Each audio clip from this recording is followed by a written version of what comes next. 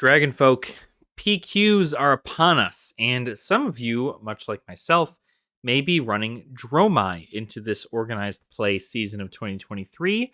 Let's go ahead and look into some of the best and worst matchups for our girl Dromama, and how you can best utilize this knowledge going into your ProQuest season.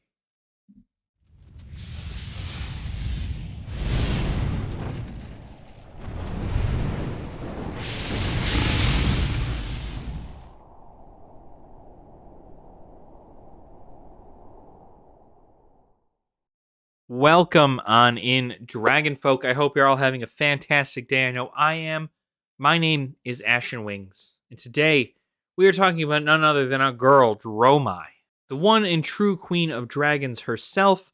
We are going to be going into the best and the worst matchups that you may be seeing going into your ProQuest season, as well as maybe even some callings and battle hardens you may be going into, and how to best utilize your own knowledge against these heroes. There's quite a bit of, him and Han about Dromai and whether or not she's actually an A tier hero as opposed to an S tier hero.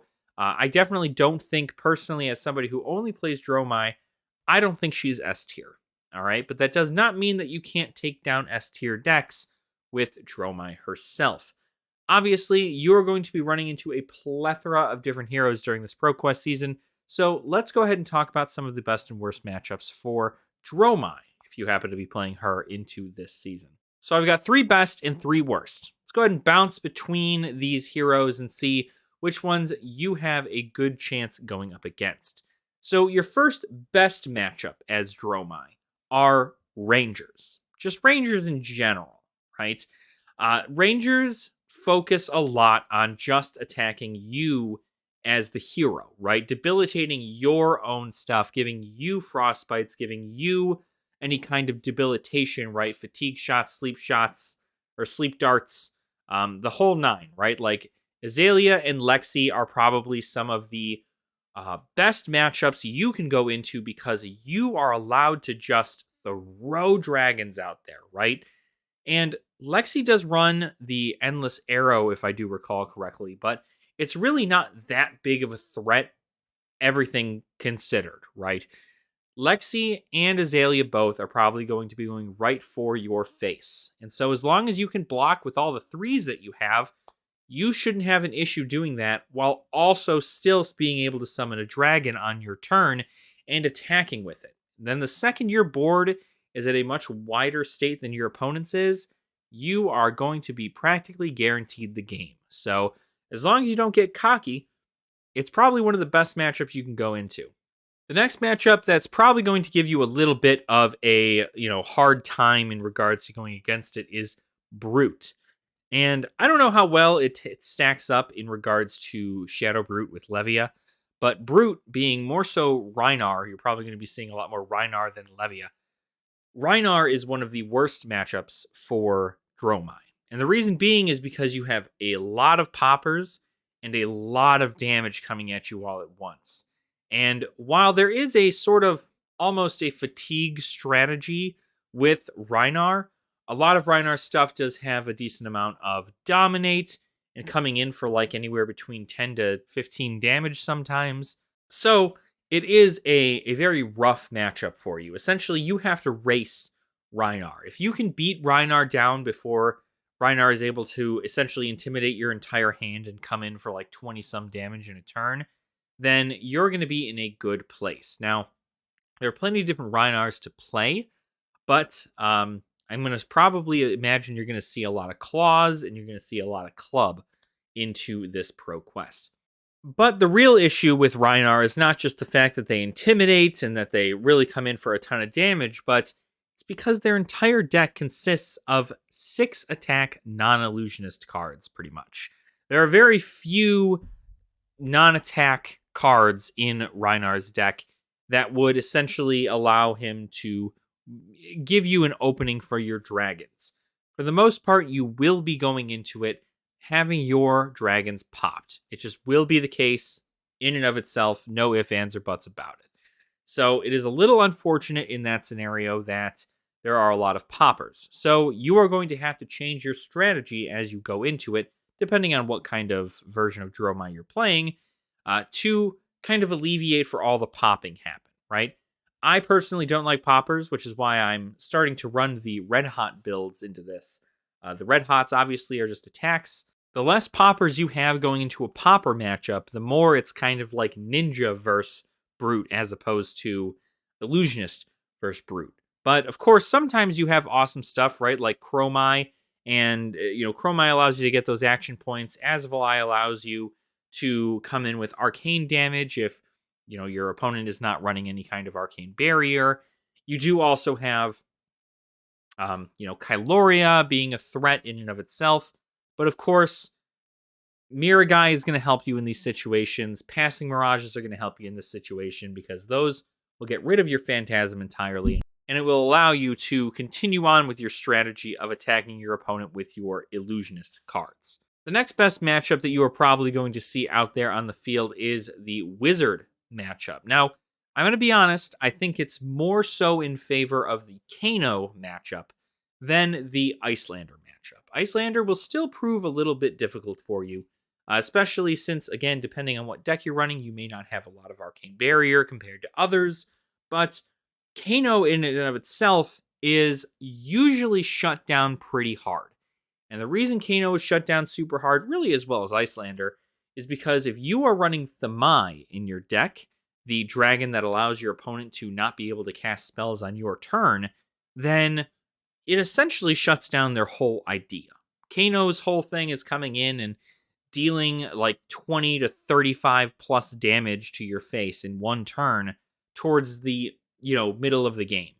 And if you don't have an answer for that, they essentially get to go off without a hitch. But they normally try to do that on your turn when you're out of cards in your hand, not expecting the Kano hit to come in for you.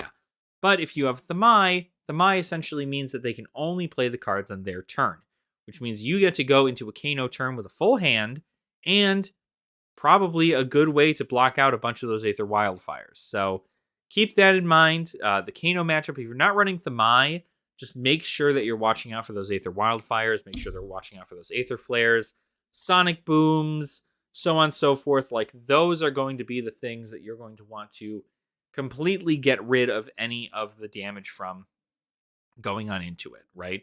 If you don't have any Arcane Barrier equipment, get out Ash Wings as fast as possible. Your opponent will not really care too much about the Ash Wings. They will care more about dealing arcane damage to you. So just keep that in mind when you're going up against the Wizard matchup. But it is still fairly favored because, again, Wizards will not normally target your dragons. Normally, they will try to deal a whole bunch of damage to you, the hero. And so, again, not respecting the dragons, more so in this case, not being able to respect the dragons will come on onto the board and they will continue to hit your opponent, and you will more than likely come out on top. The next matchup is probably, again, one of our worst matchups in the format, which is actually the Guardian matchup. So we're talking Oldhim and Bravo both. Probably one of the worst matchups to date for Dromai, because simply, again, Guardians like to come in with 6 or more attack cards. And when they come in and they pop your stuff, you have to have an answer for it. So a lot of the strategy going into Guardian usually runs the Null Rune Boots, and Null Rune Boots is probably what most Guardian will run into you. Now, the general strategy for going against a Guardian is such as follows. If you are running Tomotai, make sure to destroy their Null Rune Boots as soon as possible, because most of your game at that point is getting your Burn Them Alls onto the battlefield and then attacking with small Ash Wings to slowly chip away at your opponent's health as the match goes on. Now, obviously, your opponent's going to be popping these dragons and causing a lot of disruption, and you're going to have to continue to do that. So make sure to keep the tempo in regards to making dragons, and then also, making sure to not just give them away for nothing. If you do have a Miragai, again, much like the Rhinar matchup, Miragai and Passing Mirages are your best friends in these matchups because they allow you to get past your opponent's Phantasm popping. So you can essentially just get one free attack in. They'll have to block it like they would anything else. And then you can feel free to just end your turn there. Your opponent will then have to waste a turn attacking the Passing Mirage or the Mira guy in order for them to not run into this issue again later. So keep that in mind, but for the most part, arcane damage is what you're going to want to try and get through. So if you do happen to run Tumultai, make sure to destroy their Null Rune boots or any Null Rune gear that they happen to be wearing. The next best matchup that I personally think for the Pro Quest is actually going to be, believe it or not, Dash. Dash is probably one of the better matchups to go against you, simply because Dash is very, very organized in the way that it does it, and there's several different varieties of Dash that can be played. Dromai, luckily, though, has the fantastic ability of pretty much being able to block 3 every time. And as long as you can out-fatigue a Dash, you're pretty good. If they are playing Boost Dash, you just block all the time, right? Get a dragon out here or there, but like block pretty much all the time. You're almost guaranteed to win. This is like the Hanabi Blaster era kind of stuff. If they're running Hanabi Blaster, you're probably going to want, they're just going to be boosting forever. You can just block a whole bunch of stuff and try to get some things out, ping them down. You'll eventually be able to fatigue them out. Then you also have the, pistol form, right?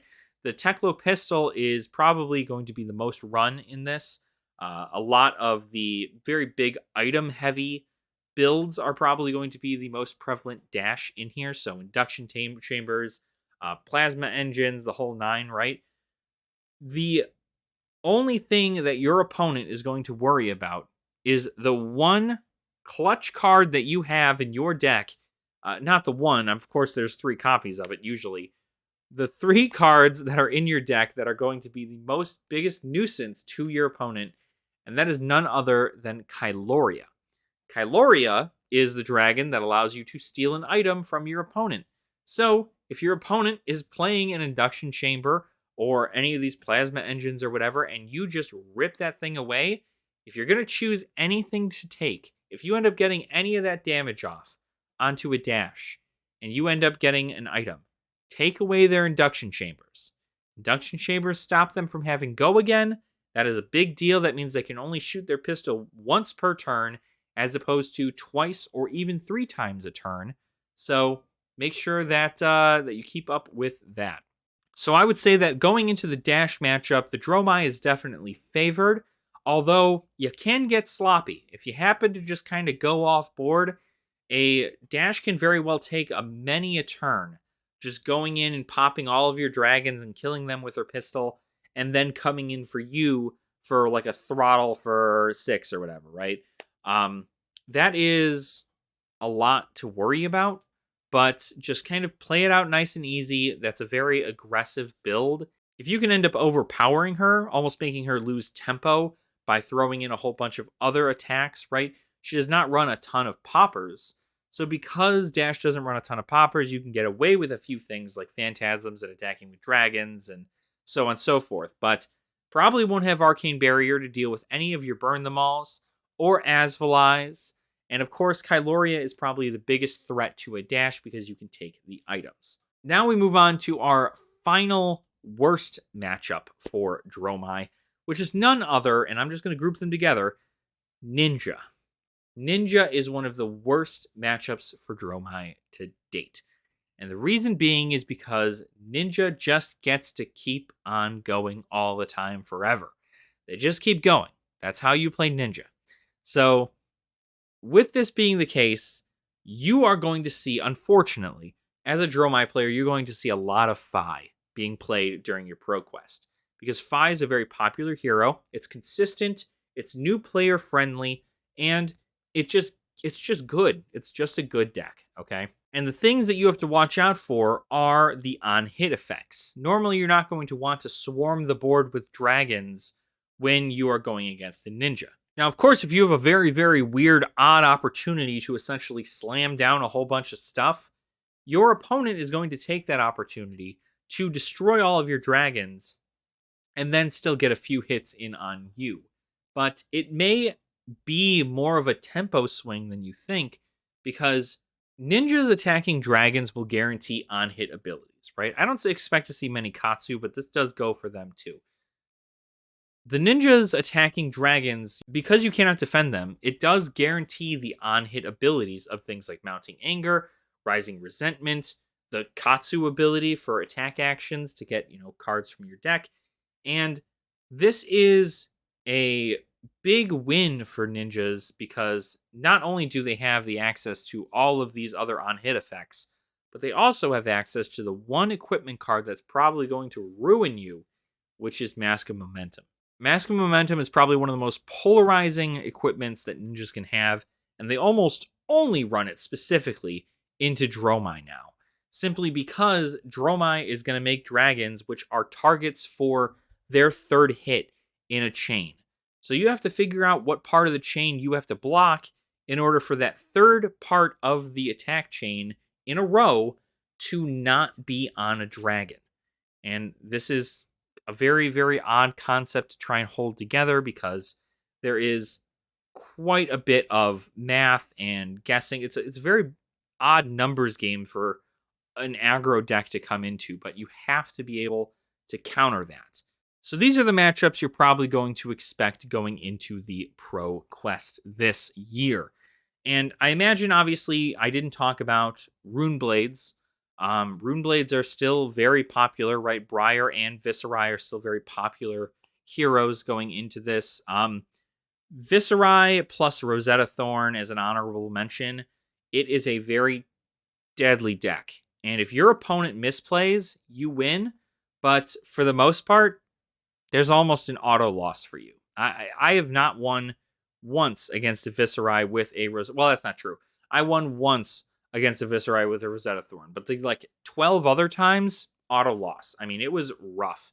So that is a matchup that is going to be very difficult for you, but if you feel it out, you'll be able to feel it out, right? Rune Chants aren't that difficult to block out. It's everything else that's really a problem. And Briar itself, again, it's a race, right? If you can get her down enough before she starts to channel mount heroic yourself, then you're going to be okay. It'll be fine.